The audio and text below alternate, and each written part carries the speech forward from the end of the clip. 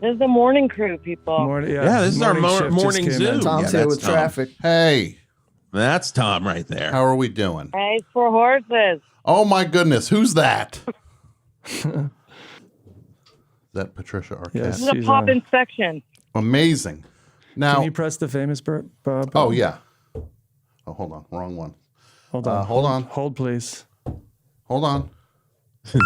Famous person on the line. Famous person on the line. Here we go! Here we go! That's right, we got a famous person on the line. Now, Patricia Arquette, how are you? I'm tired, man. I'm in the middle of directing my first movie. It's so And exciting. I'm scared and I'm tired.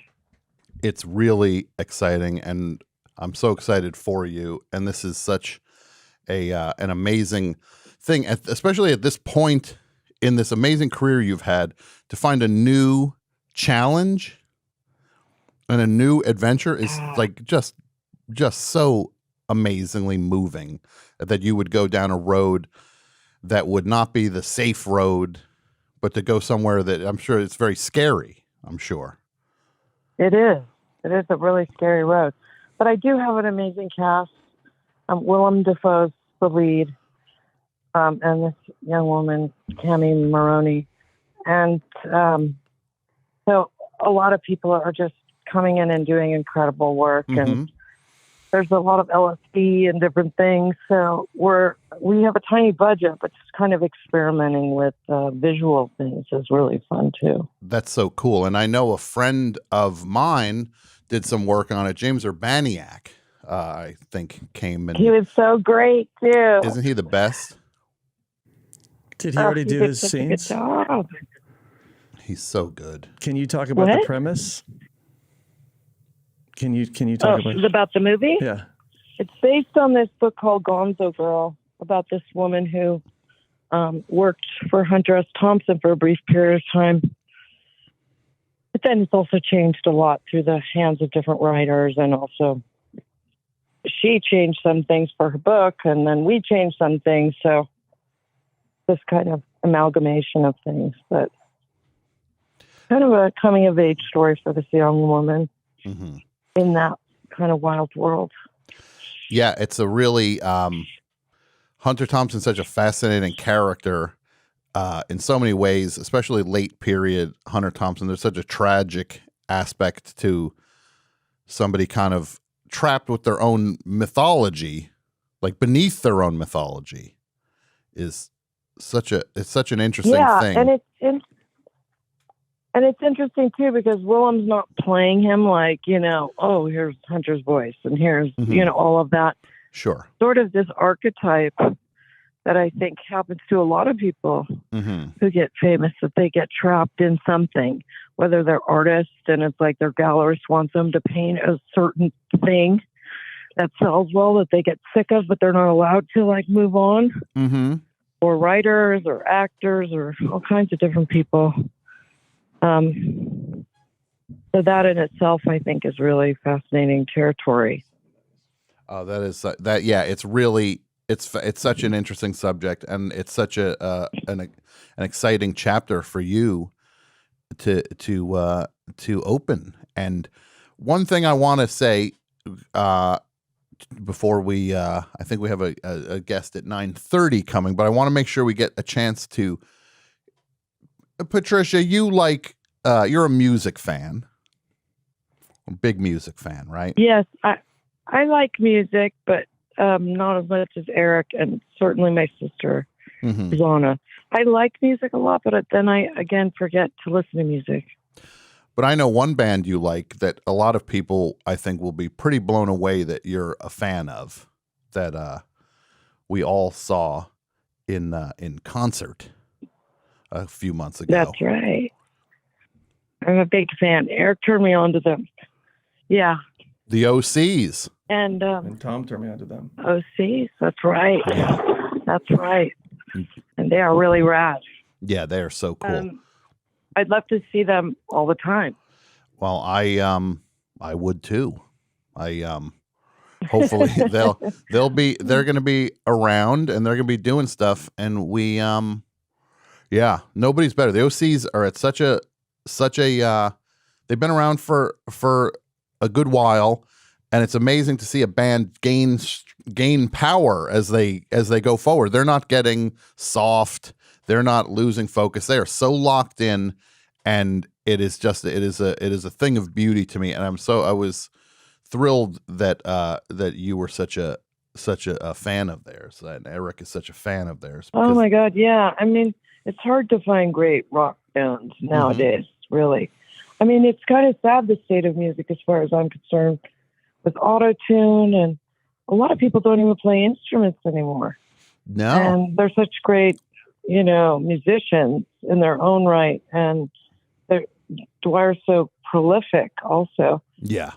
It's really, that feeling, that energy when you're in a room, also listening to them. They're so tight as a band. Mm-hmm.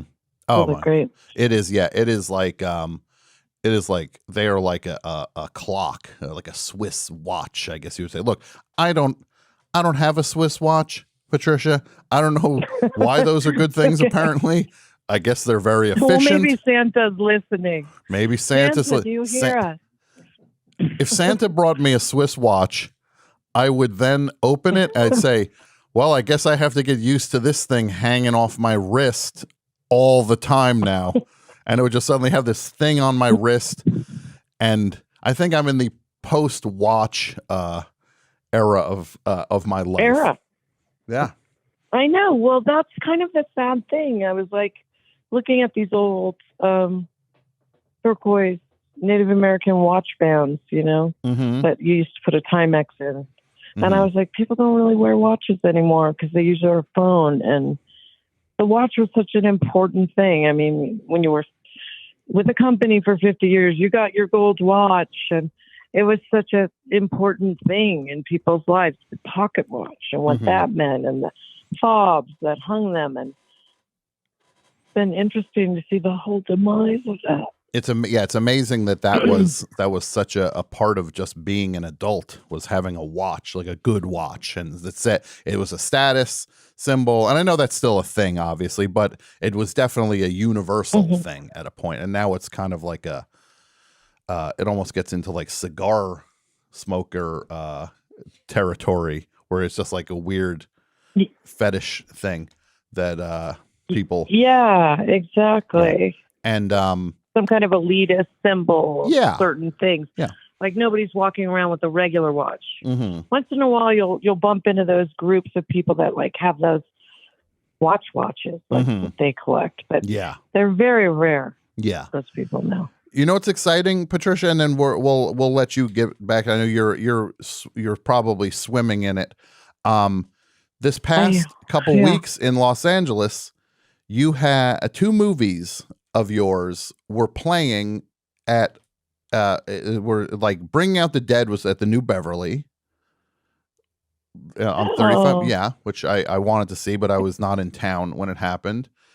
And then of course there's the 4K print of Lost Highway, right? Look, my brain's a little mushy right now, so you gotta forgive me if suddenly you're like, I wasn't in that. You have to forgive me. Oh, she's in that one. I've been awake for a while. No, I was in that. Yeah, I know. I was in that. Yeah, but it's so exciting that these movies are getting especially this new print or new whatever you call it for Lost Highway. Criterion, yeah, that's amazing. Yeah, these restorations. Yes. Yeah, it's very exciting. I mean, Lost Highway is such a weird, trippy movie, and David Lynch is such a genius, and that's really cool. And my sister Alexis has this movie, Jack Be Nimble, that's just getting put out in 4K. It's a New Zealand movie, a horror movie, a really, really good one that almost nobody's seen. So it is a really exciting time, I think, in film too, to have these restorations happening. And I think people miss being with other people and going to theaters and seeing movies on a big screen, especially a movie that's so beautifully shot like Lost Highway. Absolutely. And it's such a thrilling thing to see these movies being kind of protected and put back out there for people to appreciate again. And Look, I'm super excited about this movie you're making. I can't wait to see what happens and where you go with it because, you're just an amazing talent and an amazing person. And it's just, it's going to be very exciting to see your next chapter. Thanks, Tom.